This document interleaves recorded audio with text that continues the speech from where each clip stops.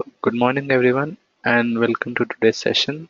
So, we'll be starting with time series today. So, this today's session is basically divided into three categories. So, let me explain how we'll be proceeding for today. So, mainly, first part will we will be dealing with components of time series like we have seasonal component, or if there is a trend, then if there is a seasonal component, and then if there is a cyclical component, and there is a random. So we will try to analyze and understand that what are the components present in a time series. Next, we will work with exponential smoothing. So that will be yes, exponential smoothing, and then towards the later part, we will work with ARIMA model and try to understand how it works.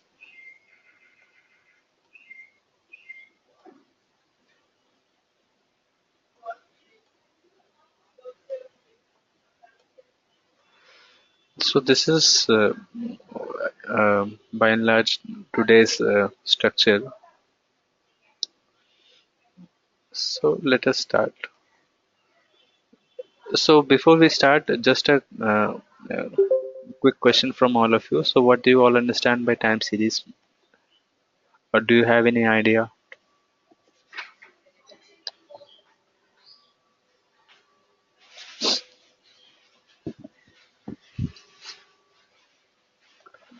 Okay. So anything. So it could be anything. So uh, okay. Yeah, that is correct. So time dependency could be anything. Like it could be a daily time, or it could be a weekly time. So let's say I have a time series forecasting for weather.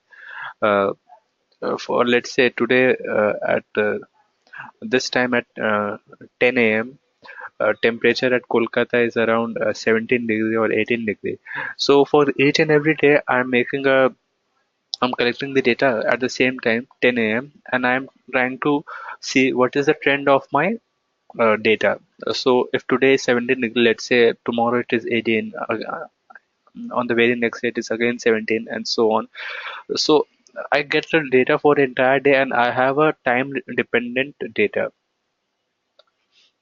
Now suppose if in a similar way, if I'm dealing with a monthly data,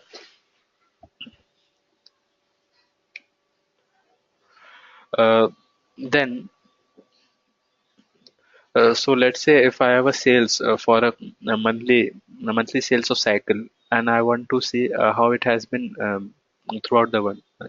So I will take the sum of entire month sale of cycles, and I will forecast it on a graph. So for let's say January, I had 2000 sales of cycle. In February, it was around 1500, and so on. So this is a kind of data that we generally call it as a time series data. And in our basically, when we get a data, it is normally put it in a raw format, and then we have to convert it into a time series format, and then we have to work with it. How we do it and what are the process, we will talk about it. So let us go through some of the introductory part of time series and let us understand how it works. So any process that varies over time is a time series process, provided the interval is fixed. So as I said, if today is 10 a.m., I'm taking the time, taking the temperature. I have to take the temperature at the same time tomorrow as well. So if you're talking about monthly data, 1 month is the interval between two time points. Then you should have one value for the variable every month for it to be defined as a time series process. Time series data is a sequence of record collected from a process with equally spaced intervals in time. So as I explained, this is the same thing that I told you. So this is what a time series is all about in general perspective. So like we have an example here as well. So let's say I'm receiving a quite high number of calls in the call center. I'm tracing daily that what is the number of calls that I've received so far. So that tracking is also a part of on time series analysis. So this is a typical type of graph that you get in time series, and I also think that you have seen the graph of Sensex, Nasdaq, the kind of graph that they got. Today, Sensex has touched 22,000 or 25,000. So, and there is a continuous graph for that. At some stage there is a spike, at some stage there is a dip. So this is a typical time series graph that you get, and the best example would be the graph for Sensex.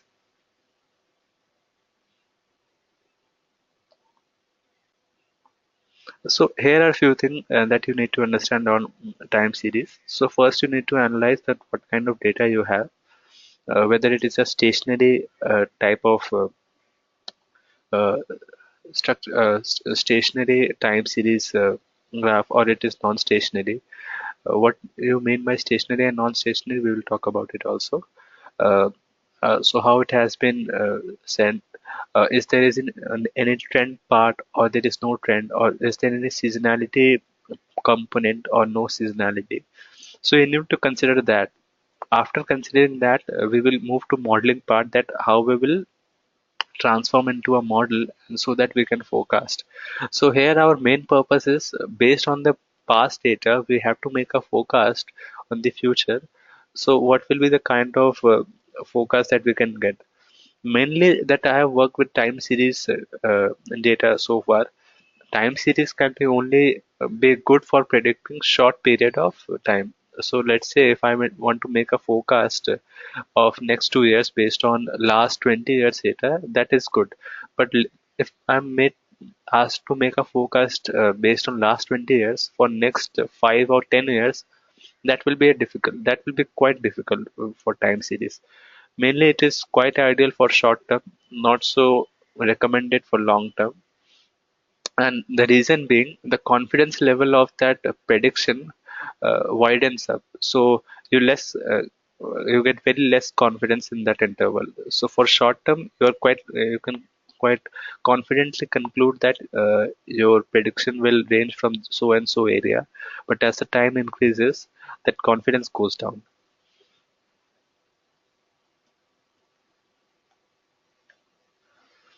So as I talked about, there is something like observed, trend, seasonal, and random. And random is actually the error part. So uh, error could be due to anything. So maybe for reading, or the apparatus that used for reading, and that is showing a bit of error, or due to some other reason.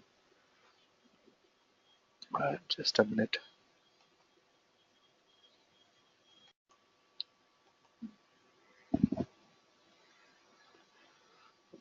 So talking about exponential smoothing. So here we have a kind of exponential, or I would say. So there are three factors associated in exponential smoothing. One, when there is no trend and no seasonality. Second, there is a trend but no seasonality. Third, there is trend plus seasonality. So alpha here means that how much I have to rely on my nearest data. So the value of alpha mainly varies from 0 to 1. And if it is more towards 1, then it means that my data is more dependent upon recent data, it is more dependent. And if it is towards 0, then it is taking an overall average, and that is the only significance of alpha here. For beta, that means I have a trend component. If it has a gamma, then I have a seasonal component as well. So this is the mainly a segregation of exponential component. uh, yeah, I will explain. I will also take you through the case study where all these have been described. And only uh, assumption here in exponential smoothing is that there is no autoregressive component. That means my time series does not depend upon my historical data, or my yt, or my y at this moment doesn't depend upon yt minus 1. So what is autoregressive? We will talk about it also. So as I said, no trend, no seasonality, simple exponential. There is a trend but no seasonality, And now there is a trend and seasonality as well. This is a Holt-Winter exponential smoothing. So this is how it has been segregated. So let us go through a case study and try to understand. So here I have some data.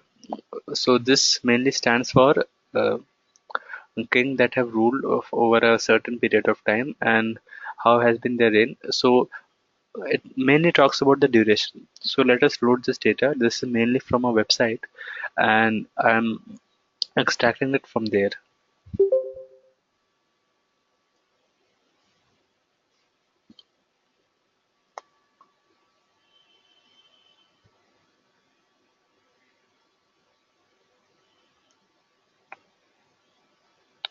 So it is currently numeric and now I need to change it to a time series. So for that in R I have TS kings and I will save it to as king time series. And now when I look at my data, so it starts with 1, end at 42, and the frequency is 1. So I've not specified anything regarding it, that where it will start or where it will end. So just I have shown that it starts from some number, ends at 42 because the entire count is 42 as you can see, and frequency is 1. So after, okay, so viewing this data, so let us see.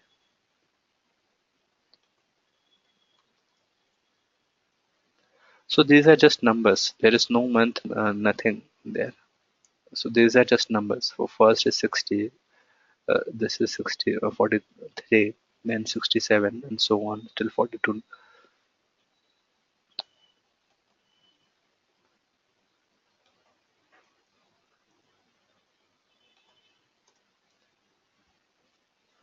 So this is all we have. And now if I check the class of King time series that I've just created, that class will be time series or TS.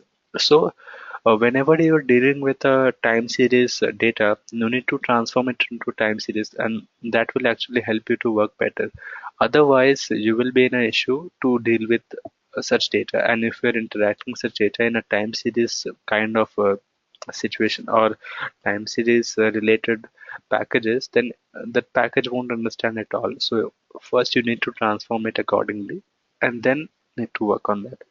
Similarly, here also I have a data for birth, so number of birth that I've taken in a particular month. So here frequency I have as 12. So my start is 1946, first month, and with a frequency of 12. So after every 12, this year will change. So this is how I have specified this. So whenever you specify your time series. So here I haven't specified anything in the time series. Here for birth, I have specified there is a frequency involved with 12. Suppose if I have a monthly data, then I can put it 30 here and I can go on for each and every month.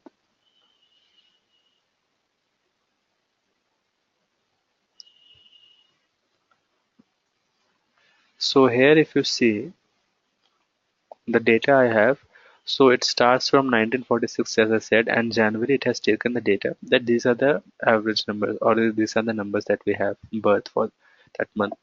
So for February, March, April, and so on. And till 1959, we have for till the month of December. Otherwise, if you would have seen the data, the structure was completely different. So if I show you view part of, so see the structure was entirely different. Now when I have converted into a time series data, it has completely changed.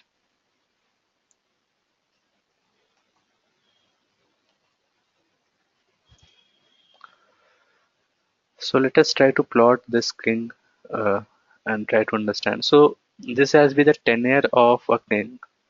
So this denotes the tenure, and this is actually uh, that the first, second, third, and so on. Similarly, for birth, here I have for this time of the year or this time, what has been actually the uh, average number of birth in that period, and it goes on. So this is a typical kind of I would say time series graph that we get. So let us now try to decompose it and try to understand that what are the components present in a time series. So as I talked about earlier, there are few components associated in a time series graph. What are those and how to deal with it? Let us try to figure it out. So I'm trying to decompose birth time series, and we will check what are the components it has. So here if you see, so this is the observed pattern that I have. So out of it, it shows me what actually it has been, but overall there are some noise and there are some error factors as well, some random factors, which I need to understand separately. So here I have a trend pattern set for overall. So this is the trend for entire time series data. It starts and then goes on. It is on an increasing pattern. Here I have a seasonal pattern as well. So for certain season, number of birth are quite high, and for certain season number of birth are quite low. So this seasonal factor is actually quite consistent throughout. The same seasonal pattern is shown throughout.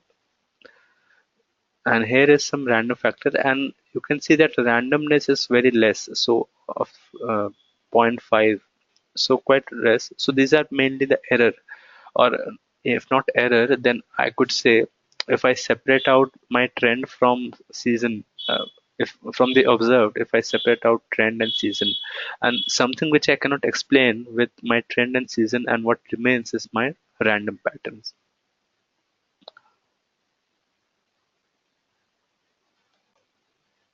Okay.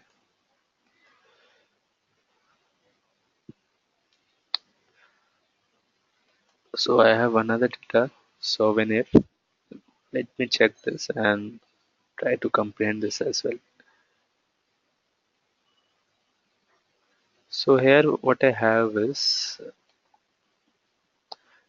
so it takes a quite high level. First it goes, there is a spike, then consistently up, then spike, then up, then a spike. And the trend, if you see, it is growing quite exponentially. So here is a catch. What happens is, if I draw my y-axis and my x-axis, so a typical graph for exponential, if you have all remember, that it varies like this. It somewhat remains consistent for this value, and from x equal to 0 it starts taking a lead.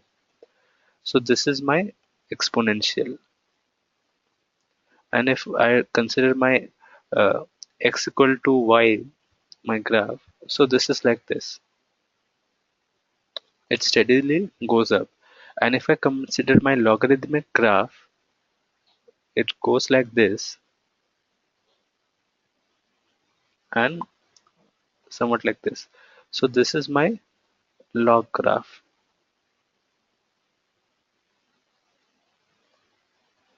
log of x, and this would be my exponential a of x, and though both are mirror image along this x equal to y. So what happens is, whenever I have some graph growing exponentially high, what I do is I take log of that and to make it linearly growing. So what will happen is, if I have uh, if I take log of something that varies exponentially, e to the power x, then this will become my x. So you can see that the spike is quite high, and it has been growing quite exponentially. So in these cases, it is good to make a logarithmic transformation of the series and then work with it.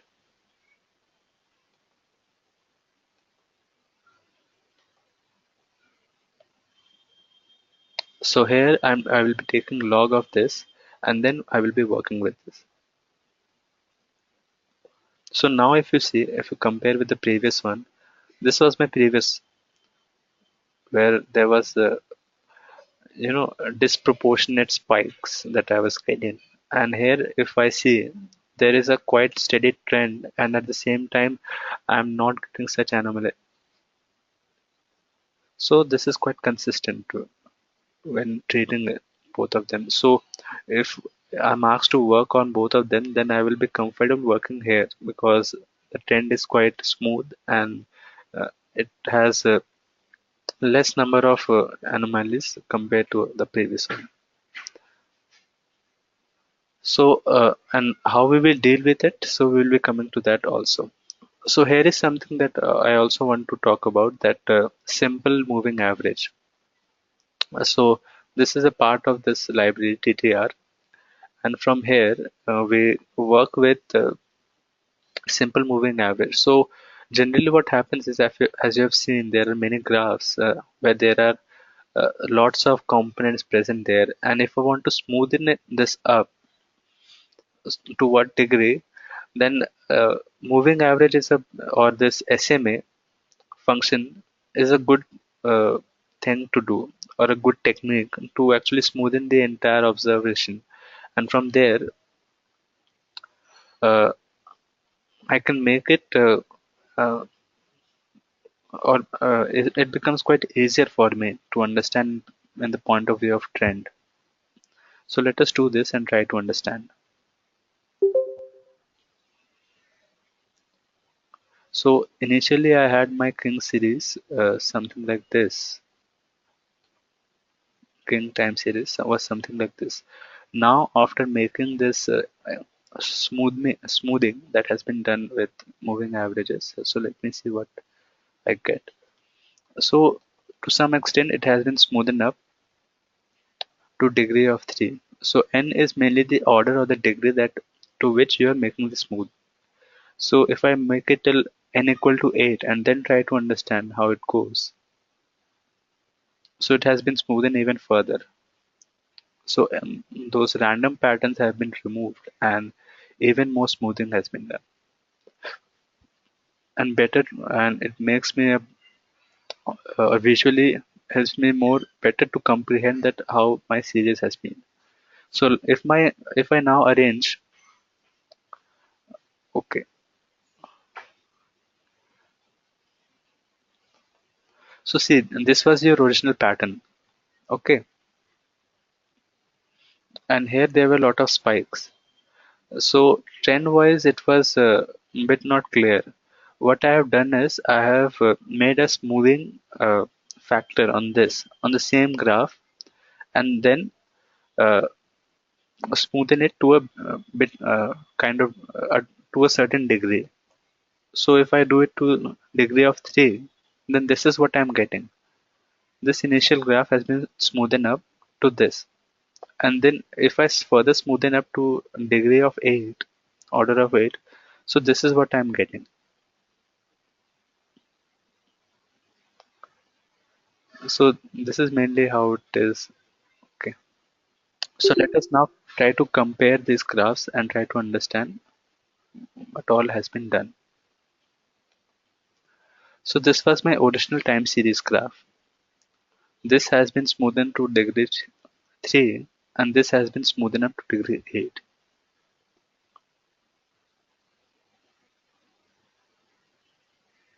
So just for understanding the trend, this is done. There is no better purpose for this. And even towards the later part of our analysis, we won't use this SMA at all. So now let us get back to the birth series component or birth series data that we have, and let us try to understand it. So here again we have observed. So see, here also I have not decided in a degree. I have just taken it at a random, and I have tried to visualize that where I can see a better trend. So I've tried to work with 3, then I was not getting a better visual. Then I tried with 8. So I have not decided it here. And it was just for a visual, not for any other purpose.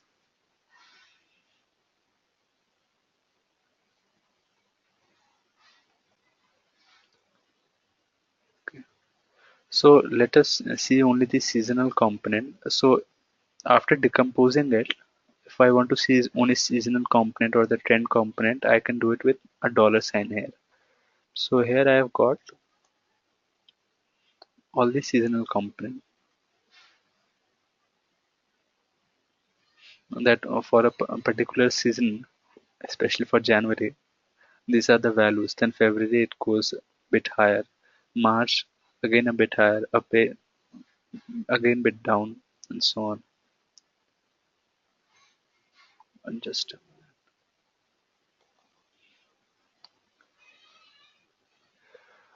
yeah, that is there for ARIMA model. So for ARIMA, the value of P and Q that are determined using on those ACF and PACF. So we will come to that ARIMA model soon, and we will try to understand that how we do there.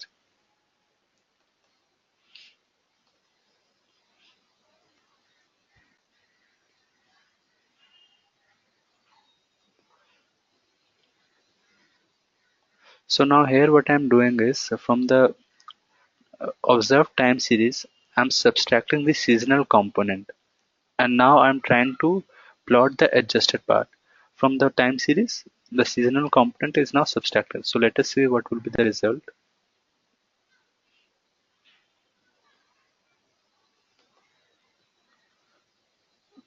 So there is a bit of smoothing. So initially, if you would have noticed, this was like a bit more spikes were there. So before plotting this,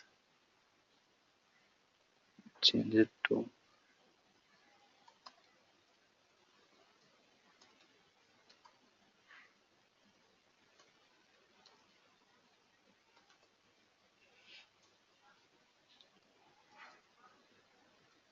So this is now I have. So previously, if I go, it had some seasonal components here in the observe part, and now after removing it, this is what I'm getting.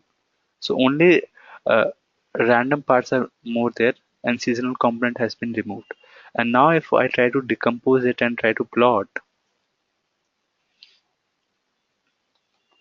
so here you see the seasonal component has almost been reduced to zero. So this is uh, ze um, close to zero, and this is 2 to the power minus 15 and 10 to the power minus 15 here.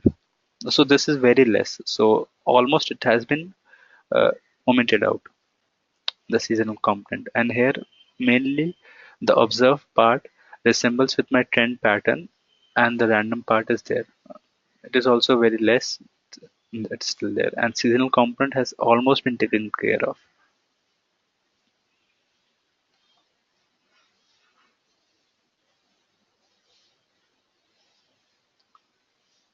So this is a bit of comparison between the original that I had and after adjusting the seasonal pattern. So with seasonal pattern and without seasonal pattern.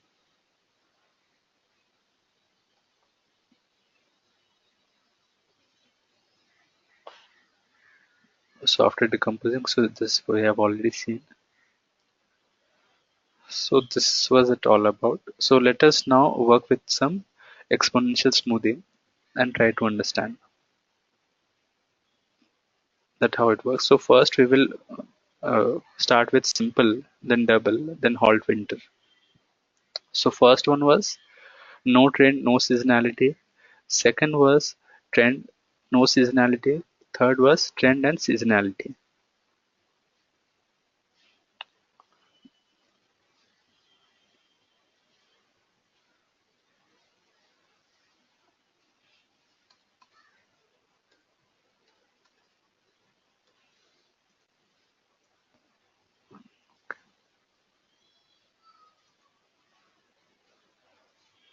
So this is the main rain that I have got for a particular year.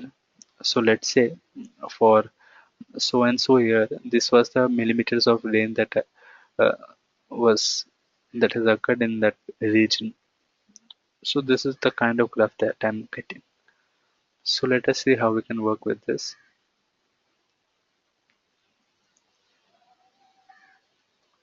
So this is the main rain that I have, and I have added this using AB line. And Now I'm adding also a standard deviation to it. So just to understand that what has been my variance. So for standard deviation of range series, I'm storing it into S and adding it to the graph. So this is mainly my upper standard deviation and this is my lower standard deviation. And more or less I expect my range in this region. I'm expecting it to be here. If it is more than that, then that is quite unexpected and it could be an outlier, kind of a rain or very heavy rain in that season. So here I will put a simple exponential smoothing. Beta and gamma will be zero. So beta is for, as I said earlier, for trend. Gamma is for seasonality. So both of them are set to be false, and then let us try to understand that how it works. So alpha is set to close to zero. So that means it is not taking into account the uh, last few phase, it is considering the entire. So as I said earlier, if alpha is close to zero, then it means that it is taking the entire range of data that I have. If it is close to one, it means that I'm taking care of the most recent observations I have.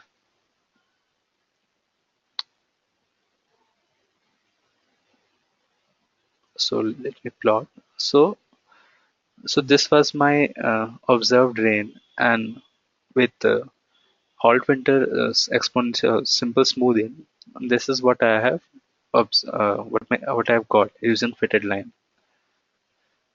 So it more or less it was close to the mean value. So if you can see, it has more or less resembled the mean value. It is around the mean value that I have.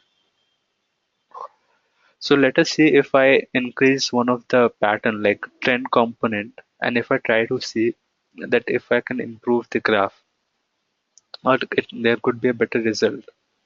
So let me add this component as well for trend, and let us see now.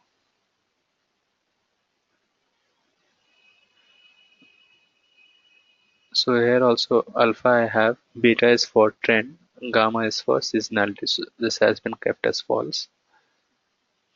So now you see with including the trend pattern, it has started varying a lot. The variation is all along the lines of rain. So let us see which performs better.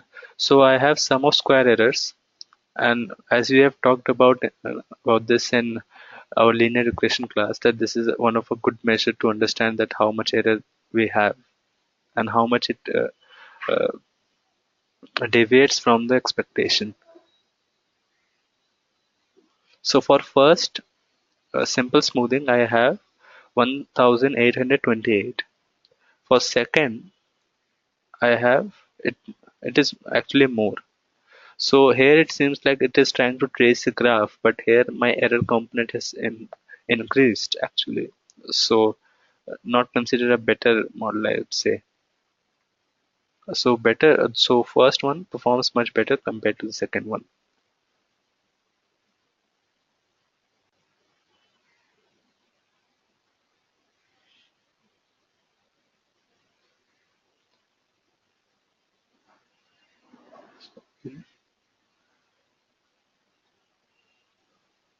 So now we try to make a forecast of this and try to understand that how it will work. So h equal to 8 means for h 8 periods ahead. So if I look at the data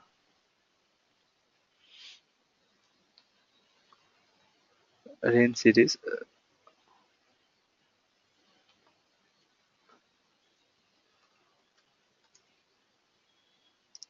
so h equal to 8 means for 8 periods from the last one that I have, it will predict. So from 100, it has ended. So 101 to 108, it will predict.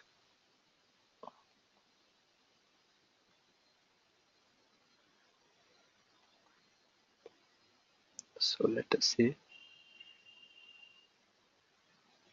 So here I have point forecast, and it is also showing me the intervals that I, so more or less the number has remained same, but here I have some confidence level as well.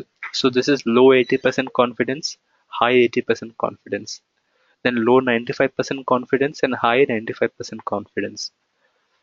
So as you can see, as the days increases or the time increases, my confidence intervals also broadens up a bit. There is a bit of increase in this value. So there is a bit of broadening in the values. So that is why it is said that this I would say this forecasting method is good for short-term predictions. And if you're trying to make a far sight or a prediction which is a few days apart or a few days later, then uh, that would quite less likely to have a better accuracy. So let us try to predict. So here I have. So it has almost remained the same as you've seen. The forecast has almost remained the same, and there is my interval level. This is my uh, region of 80%, and this is my region of 95%.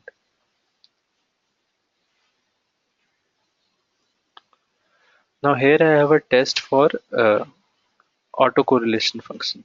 So if you have attended my linear regression class, so there I have said that there is one assumption for linear regression, and that is that there should not be any autocorrelation. So that was one of the assumption there. So why it was and why we have said that there should not be any autocorrelation, there was a reason for it, because if it is autocorrelated, then we will be rather working with an ARIMA model rather than a linear regression model. And here we test that. Here also we are testing that there is no autocorrelation, or it is self-regress. So this is mainly a test for residues, and it has shown that my p-value is more than 5%. So here my null hypothesis is that it is not related to its previous value, or it is not autocorrelated. And my alternate hypothesis is that it is autocorrelated. So I go with the null hypothesis that there is no autocorrelation between the previous data. So this works well. And residual part is, if I also plot, more or less it is around zero. So it is varying around the zero part. And if I draw a AB line of mean, so this is what I get. Around the mean it has, so around zero part. So mean is also around zero.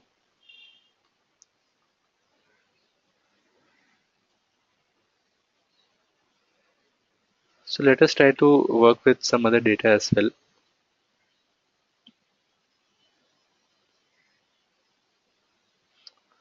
So here in the range series, I have made some segment that this will be my start and this will be my end for the training data.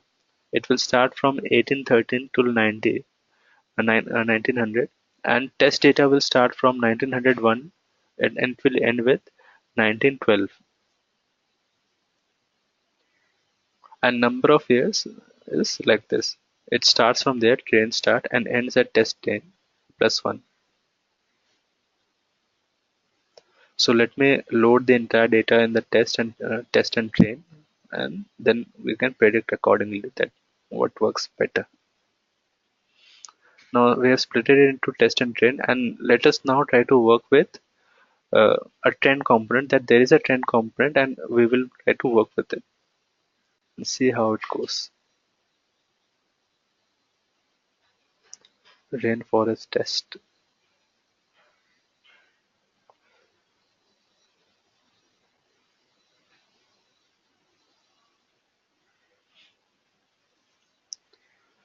So this is what it has predicted. And let's say what was the actual value and try to see. So now we should check. So this is my test data till 1900, and this is what it has predicted based on the Holt-Winter. And Now this is my actual in the test data that I had, and this is my lower confidence and the upper confidence. Lower, sorry, lower confidence, and this is my upper confidence level. This is for 80% and this is for 95% mark. So this is how it has performed.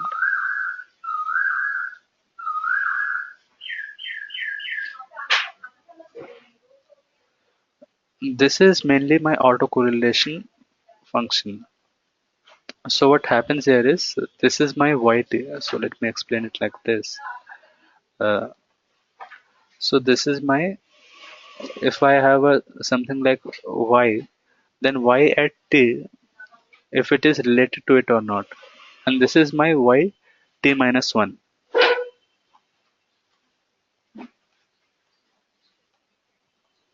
Then there is a first lag. So if you see, for all of them it is less than this significant level. So if it is more than this significant level, then I can claim that there is a autocorrelation. If it is lower, then there is no. Of course, for first one, it is expected to be autocorrelated, because if something is uh, to be related with itself, it will always be one. So it is related to itself. But here it is not related to its previous value. So it is good that it is not autocorrelated with the previous value, and we can proceed. Otherwise, we should have worked with ARIMA model.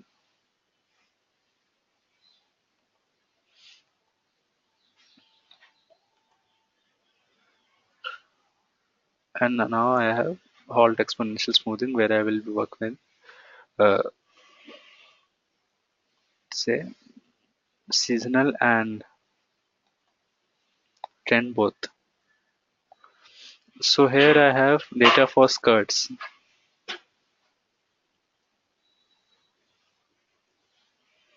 What has been the length? So skirt time series, and here is you can see the length of the skirts and with the time. So along the time it was there, the length has gone up and then it has reduced the skirt length.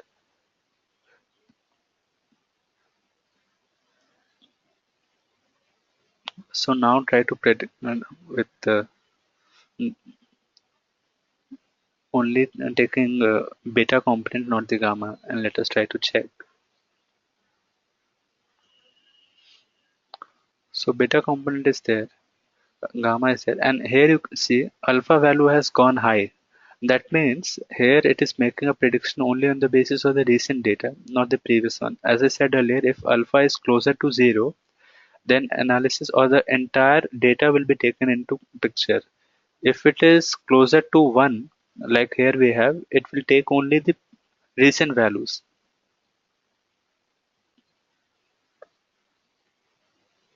So now if I plot, so this is how it has been observed versus fitted.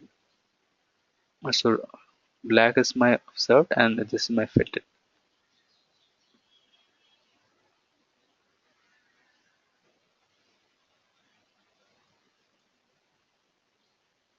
So after making some changes, I don't see any improvement there.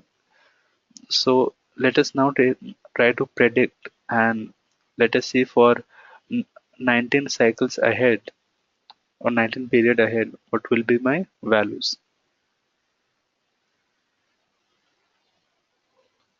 So this is the trend. So it goes a bit high, then becomes steady. So this was my original, and here it predicts that more or less it will remain steady throughout. And as you see, the number of years increases, my confidence range also increases.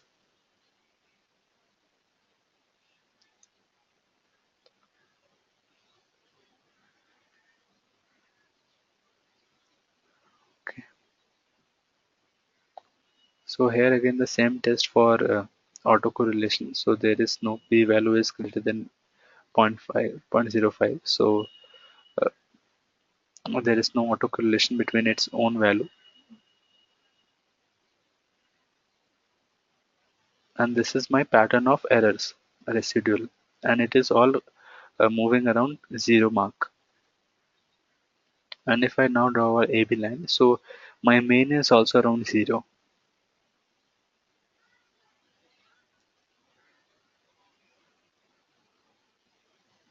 So one of the data that we have worked earlier, and here we will be taking beta and gamma both, trend and seasonality both, and then we will try to work with it.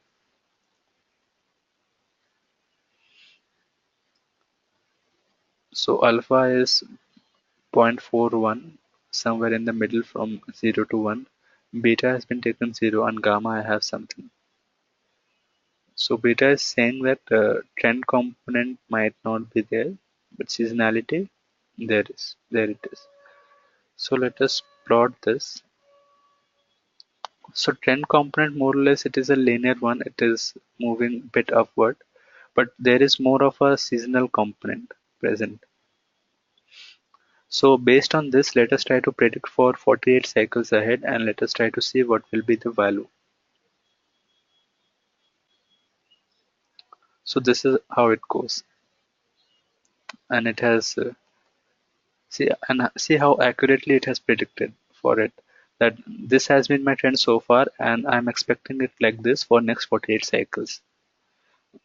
Though the confidence interval here is quite narrow, and it broadens up as the years progresses.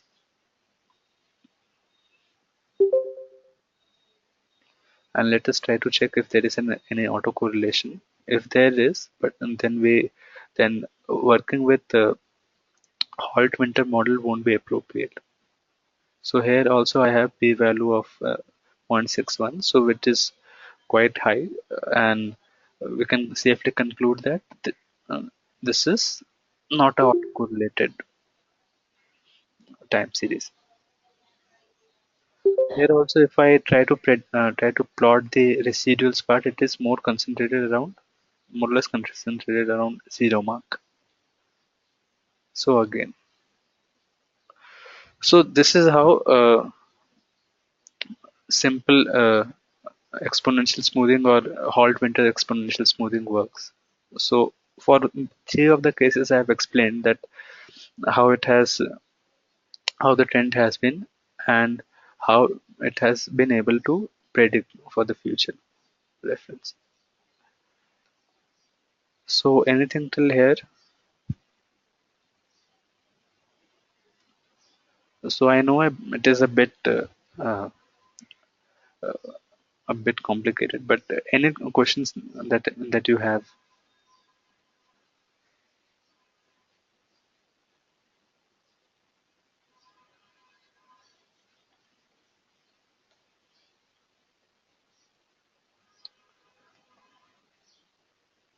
Okay, so if not, then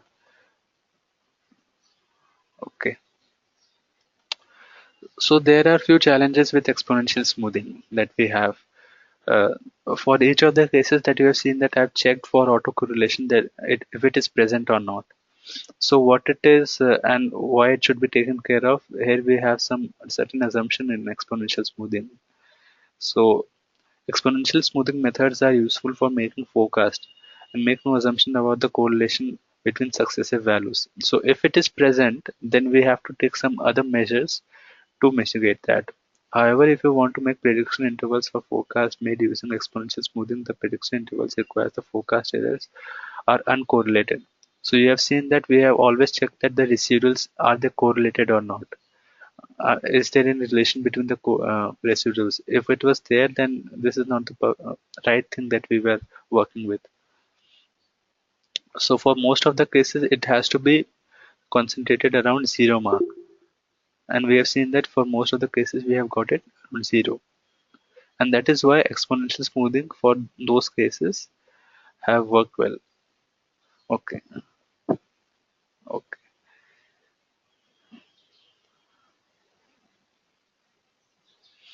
So here what happens is, if it has a relation, if there is a correlation between my yt and yt minus 1, then what I need to do? Then there comes the case of ARIMA. That ARIMA is mainly autoregressive, integrated, and moving average. So what happens is if there is a correlation between my previous values, then ARIMA comes into picture, and then I have to take some measures to mitigate that, and then I can come with a model. So ARIMA model, so mainly you have seen that there are AR model, MA model, ARMA model, then ARIMA model. So what it is and how it works. So let us try to understand. So ARIMA is mainly here we have a combination of autoregressive, integrated, and moving average. Moving average autoregressive is means that yt is dependent on yt minus 1 or yt minus 2, or even for uh, some similar periods, some similar previous periods. Integrated is for mainly checking if my time series value is stationary or not. It is mainly based on test of stationary, whether this component should be included at all or not. And moving average is for my errors. So if I have some error, and if those errors are related to the previous values, then my moving average comes into picture. So this is my AR process. So whatever I have said so far, it is written in the text. So just let to go through this. An autoregressive process is where the current values of the series depend on the previous value. So let's say example, if I have yt minus 1, t minus 2, t minus 3, so on till t minus k. So if my yt is related with t minus 1, t minus 2, and t minus 3, and so on, then it is autoregressive model. That means it is dependent on itself. So here is an example. If my yt is related to yt minus 1 only and not the other previous periods, then my series will be AR1. Only the only it is related to my previous period. And here 80 is my uh, error term that has been induced due to some other unknown reasons. Similarly, if it is dependent on previous two periods, then it will be yt minus 1 and t minus 2. So a summation of both and plus some error factor. So this is mainly my AR process. And now suppose if it is dependent on p values first, previous p periods, then it will be like this plus some error component. So this will be my ARP. Okay. Now similarly I have for my moving average processes. So a moving average process is a time series process where current values of and the previous value in the series are almost same, but the current deviation in the series depends upon the previous white noises or error or shock. So that means the error that I had is dependent on itself. So my previous values, like we did, so here previously it was dependent on its own value. Now it is dependent on its error value, previous error values. So if there is an error value today, it will impact my tomorrow's forecast. So like this. So there comes the concept of moving average. So like in the previous example as we did, so if it is dependent only on the previous error, it will be my MA1. If it is dependent on previous two errors, then MA2. Now if it is dependent on previous Q, then MQ. So here it is dependent on previous Q errors. And now this is my ARMA. That means it has some autoregressive component. At the same time, it has some moving average components. Okay. So let's take a typical example here. ARMA 1 comma 1. That means AR component is 1 and MA component is 1. So it is related to its previous value YT and its previous error value as well.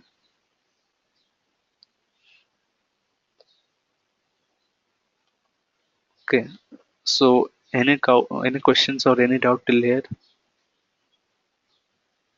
And here if I have, so let's say for ARMA, P and Q component. So P will be for my AR and Q will be for MA, and this will be my equation. So any difficulty in understanding till now?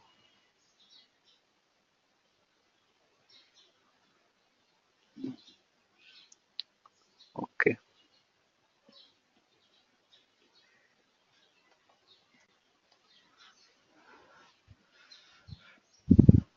So understanding it in some other context as well, that if I have so and so scenarios, then how I can judge. So ARIMA, as I said earlier, this is dependent upon my previous values. This is dependent upon, I will take those case studies soon. So we will have some real life examples as well. MA is on my error values and I is on my depends upon the stationarity of the graph, whether it is stationary or not. And for that we have to make some differentiation, and then we have to make certain integration as well later on to put it back to the previous version. So here is an analogy to understand. So assume that you have gone for a eye checkup. For now that eye checkup, there are a few assumptions that a doctor has to make. First of all, that the patient who comes, he is able to read that board and he is able to figure out that what alphabet is written on the board. And on basis of that, only the uh, doctor prescribes us that what power of lens that patient should have. So the first and foremost assumption here is that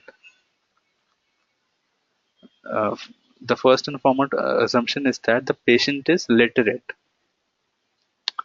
So here we have the same assumptions working with the ARIMA model, that first of all we have to assume that the time series is stationary. If it is not stationary, we have to make it stationary. And what is the test for stationary? We will check soon in the next few slides. Now, based on some tests, identify whether it is the person is nearsightedness or farsightedness. So, what is the problem that the person is actually uh, going through?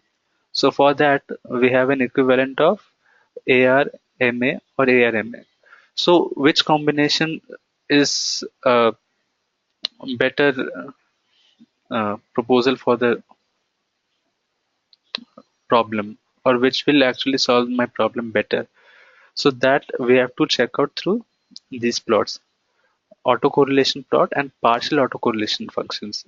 These will help us to identify that which measures needs to be taken. Okay, and estimate the exact eyesight by trying various lenses. So here I have my parameters. So as you have seen in the previous slides, so these were the parameters for AR, that autoregressive, and these were the for moving averages parameters. So we need to decide on this as well, and use the test result to give the prescription, and use the final model to make the forecast. So this is a ideal kind of analogy that we can try to understand that how it works.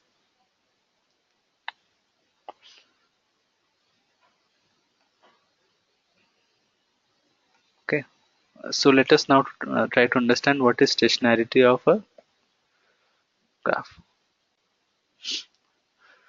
So what is a stationary time series? So in layman's term, or in very simple terms, if I explain, uh, suppose if I have a temperature for so and so day and so year, uh, if I make a make any prediction, or if I try to understand that what will be the temperature after 10 years or 20 years, I can surely or quite safely conclude that it won't be exponentially high, or it will be under a certain range.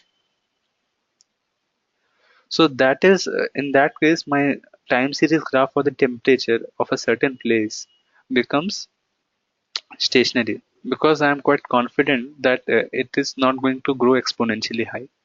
It will be under a certain range. But for other examples, if I take like let's say um, uh, sales or population.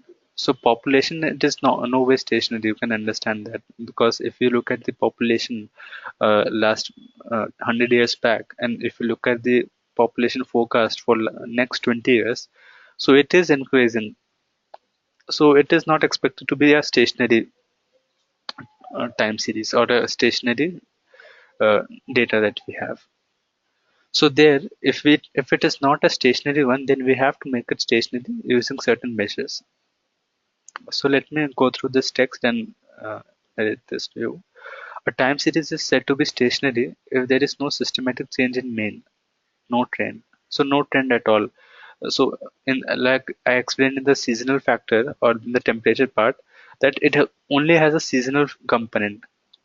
It is not expected to go very high. It will be under a certain range.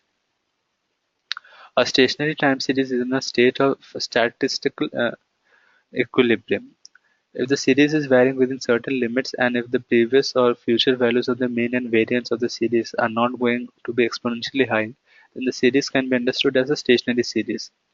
In the stationary time series process, the mean and the variance hover around a single value. Like for the example of temperature, with the growth of series, if the mean and variance of the series also tend to go extremely high, then the series is considered to be not stationary, non-stationary. It's difficult to identify the pattern in a non-stationary time series, and model building can be tough. A non-constant mean or non-constant variance is a sign of non-stationary time series process, and these are called explosive processes. So a general example of a stationary time series and a non-stationary time series.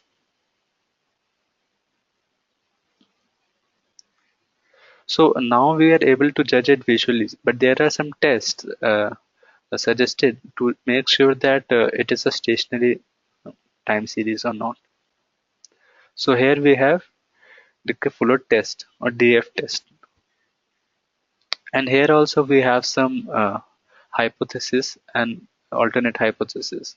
So here our null hypothesis is that the series is not stationary, and our alternate hypothesis is that the series is stationary. So this test is generally done to make sure that our series is stationary, and if it is not, make some transformation to make it stationary. So now we have now done this test. So what if our series is not stationary? So here we have certain measures that we can take. One is making differentiation. So let's say here I have my original data starting from January, Feb, March, and it is somewhat increasing. The trend is somewhat towards up. And if I make a lag of with the previous values, so it is mainly the so for Feb this is the lag or t minus 1, and if I try to make a difference between them, this is the differentiated series that I have. And now if I try to analyze this is moving around the same point, 50, then minus 20, 15, 35, then minus 24. So it is more or less in the same range. This original series was increasing upward exponentially, or if not exponentially, then in certain trend for sure. But if I look at the differentiated series, it is somewhat stagnant or moving around the same line. So in this way, we can achieve stationarity in a series. But at sometimes what might happen is only after first differentiation you might not get a stationary series. You have to make certain more differentiation on that to achieve stationarity. So Note that some series may not be stationary even after first differentiation. You need to go to the second differentiation. Even if even the second differentiation doesn't work, you may have to try some other transformation like logarithm. So in one case that you have seen, we have taken a logarithmic transformation and then we have tried to work with it. It works quite well. So now instead of considering the original dataset, we will work with the differentiated dataset and then work with it, as only because it has become stationary. So now comes the integration component, the I component. So as I have said earlier, AR and MA would be clear. Now I stands for the integration. Now you have done differentiation for one time or two time. Now that has to be integrated as well. So then comes the integration factors. So what you have done is, previously the original series was non-stationary. You have differentiated to put it back to a stationary one, and now you have put integration on it to move it back to the previous version.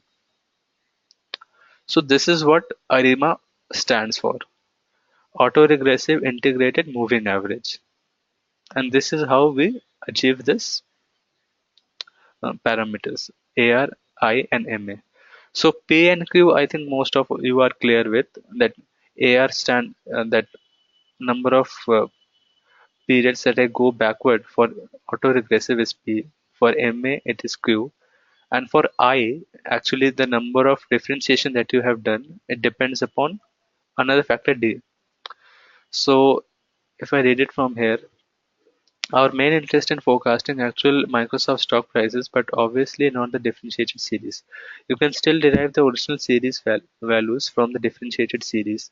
You need to perform an integration act on the differentiated series, which is mathematically opposite of differentiation. You made the series stationary by differentiating it. Now apply integration to the transform series to bring it back into the original form.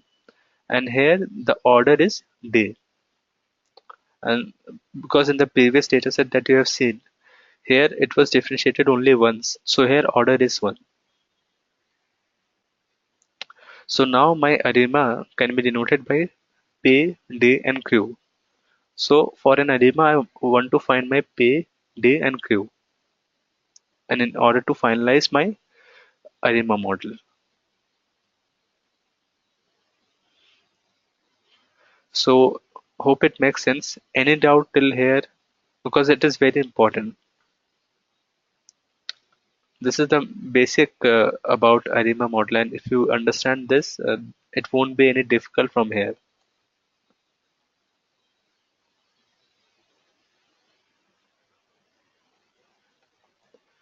So I assume no issues. So now identifying the model. So now what are the factors using which you can understand that what will be the value of P and what will be the value of Q? P and Q needs to be identified. D we have understood that how we can identify, but P and Q is a challenge here.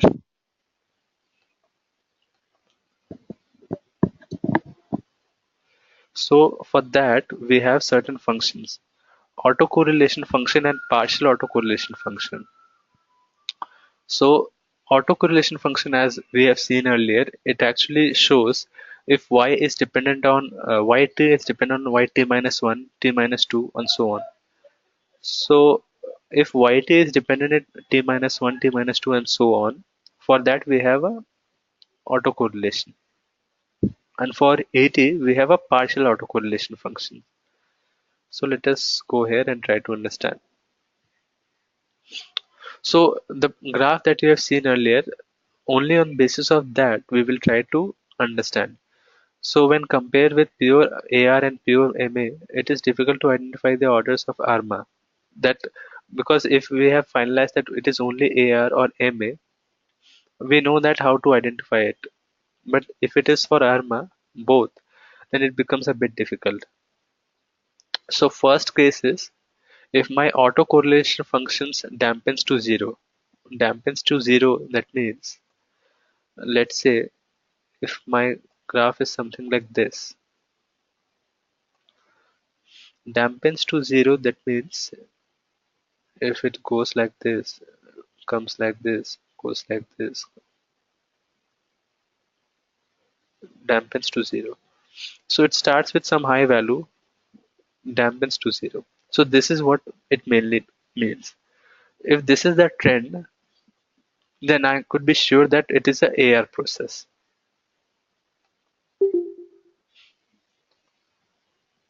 Okay.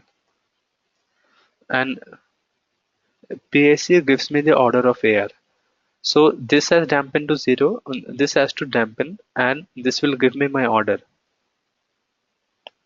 And here I have one more measure, inverse autocorrelation function. If this dampens to zero, then it is my MA process, moving average, and the order is looking at the ACF plot or autocorrelation plot. But for an ARMA, I have to look at all of them: autocorrelation, partial autocorrelation, and inverse autocorrelation. They all have to dampen to zero, and only after looking at them I can identify whether what kind of model it is or what kind of model I need to put in to make predictions. So how to look at it and how we can understand, let us go through some text, and after that we will go to some case studies and try to understand. So here for AR process, it is very simple. See that if autocorrelation function dampens to zero, slowly tails off and diminishes to zero. So it will start and it will move to zero like this. Partial autocorrelation, it will actually determine that what order of P that I have to take. So here on the basis of cutoff with this graph, I need to check, and that will determine the value of P. Similarly for MA model, what I need to do is ACF will determine the cutoff, and PACF or partial autocorrelation function has to slow down to zero, slowly tail down to zero, or diminish to zero. So it is exactly the opposite. You see,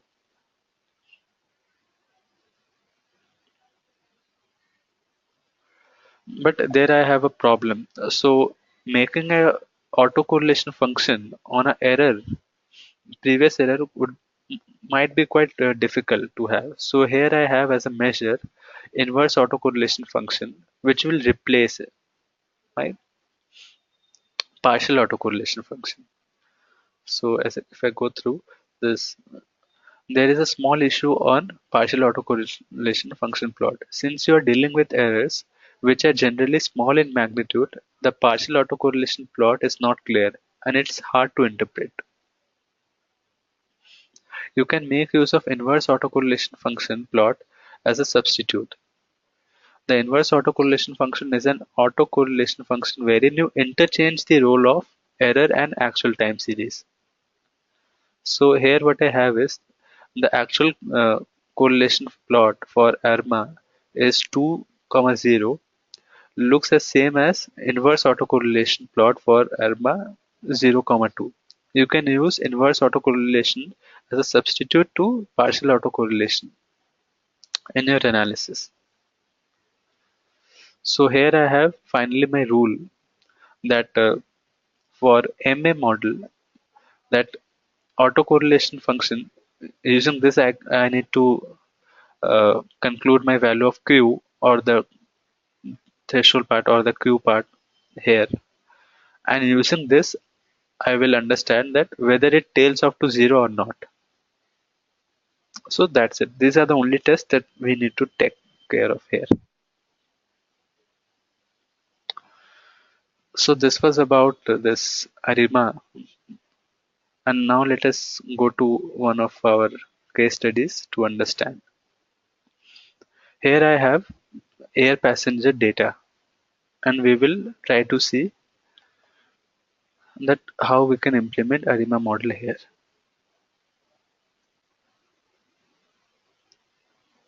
So this is an inbuilt package, inbuilt data set in R itself. You don't need to load. So if I view this,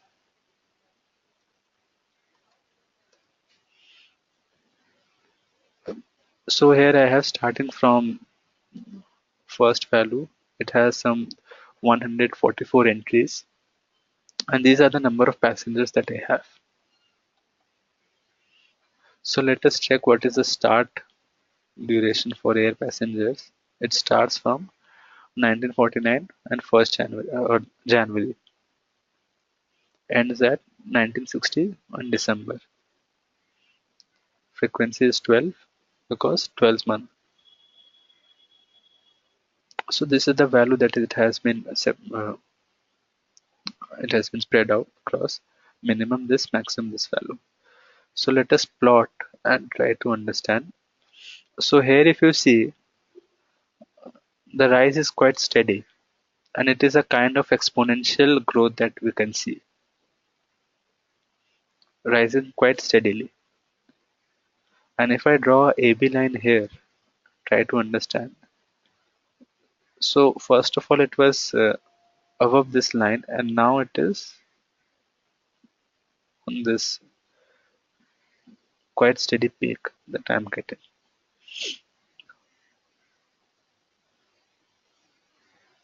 So cycle is on for what are the cycles, and so on. Basically, these are just number of month or uh, number that has been assigned to the month. So what is the trend of average for these years? And if I see which month has a better performance or which month has a higher number of passengers, I can see month number 6, 7, 8.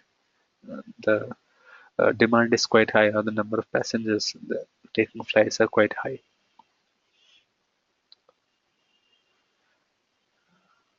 So here I will do one test, which I told you earlier for stationarity.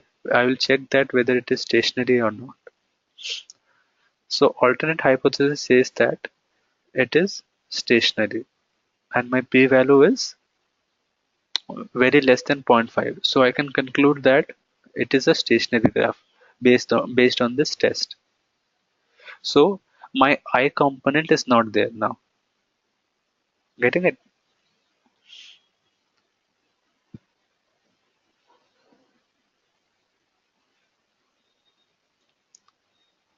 So autocorrelation, if I see, so it is quite highly autocorrelated with its previous value.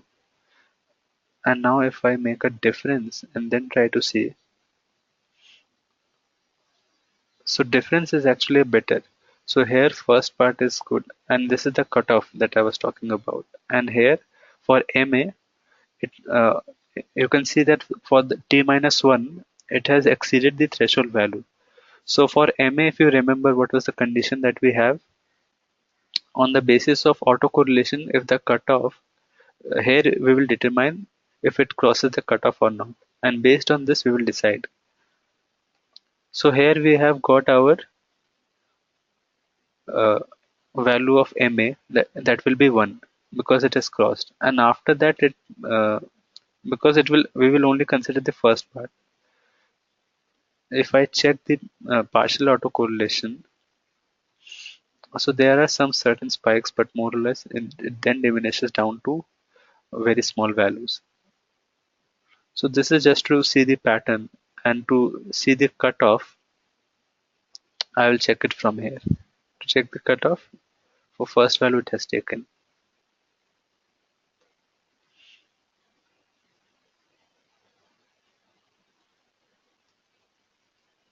So if I now see, so it has predicted for these values that for next 120 cycles or for next 10 years, what will be my trend. So starting from 1960 till 1970, what is my proposed, I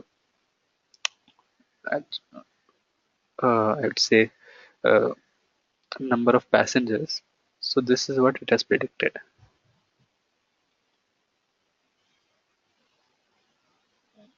Just let me get back. Think.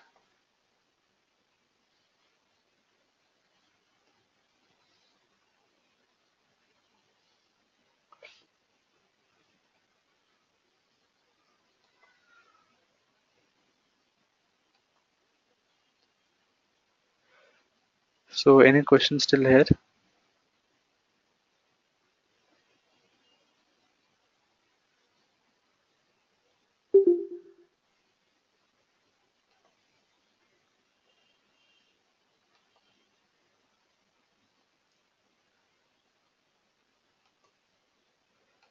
So we have one more case study here for tractor sale. That what has been the sale of tractor.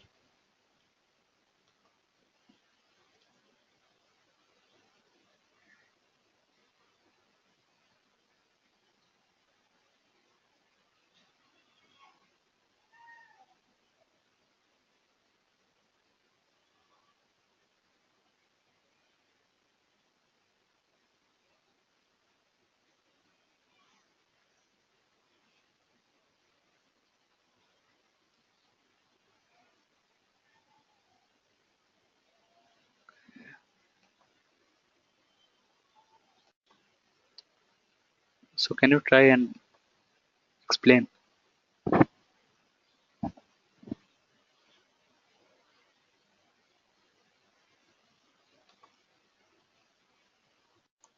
Otherwise, if it, I would have taken it the earlier part. Let's say if I would have considered this a log of the original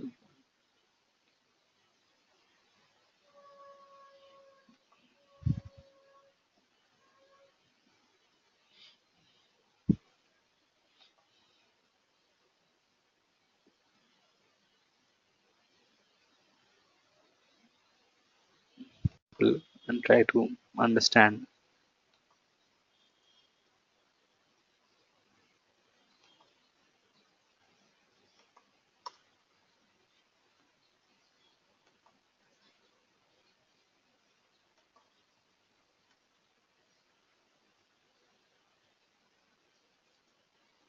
So this is the trend of tractor sale that is observed over the years.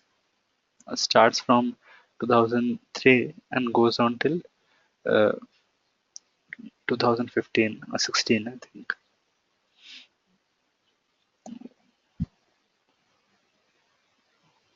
So here also there is a trend for increasing. So let us now try to make the difference of it or the differentiation and then try to plot this graph. So here if I see even after making the difference there is an increase in the trend, or it is actually uh, the variance is increasing around the same line but variance is increasing. So good measure for that is take log of it. So now after taking log, the rise is steady. Component, the seasonal component is also more or less steady in the same format. And now let us try to make a plot of the this difference log. So now this is on the same line. Variance is almost same, steady, and around the mean value. So now we can work with this data.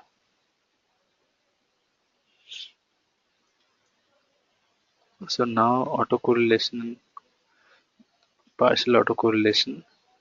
So here if I see should dampen down to zero, but for some reason I am getting some spikes in between. Here it dampens down to zero, and here cutoff value is also bit on. It has missed this value. So let us now try. So there is a function here in R which is called auto ARIMA. So using this, you can identify what will be your P, Q, and D. This will be easily understood using this auto ARIMA function. So for auto ARIMA, I think I need forecast and this.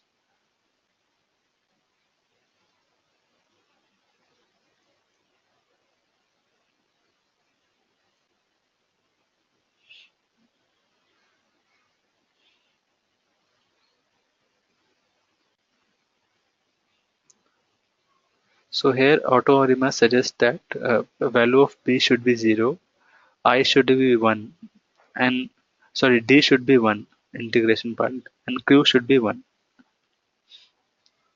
So this is a good way to actually obtain your value of P, D, and Q.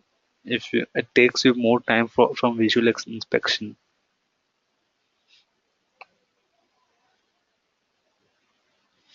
So now I will predict for 36 months ahead, N ahead 36.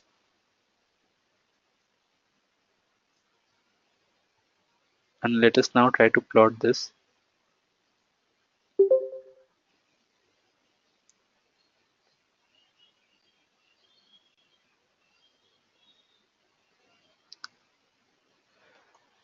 So here if you see, the blue line shows me the part of predicted. So what I have predicted so far, and this is my upper confidence level, and this is my lower confidence level. So this is mainly the standard deviation that I am getting, and that is denoted at SE, and this is what my expected range is to be. So this is also an example of ARIMA model and how you can. And let us now try to check with residuals that whether there is any relation. So this is a good plot. Residuals, if you can see, it almost it's near to zero and approaches or diminishes down to zero. Here also the scale is completely different for the partial autocorrelation residual. This scale, if you see, it is from 0 to 1, and this scale, if you see, it is from minus zero point 0.5 to plus zero point 0.5. So quite less value. So in a way, performs good and also makes a very good prediction.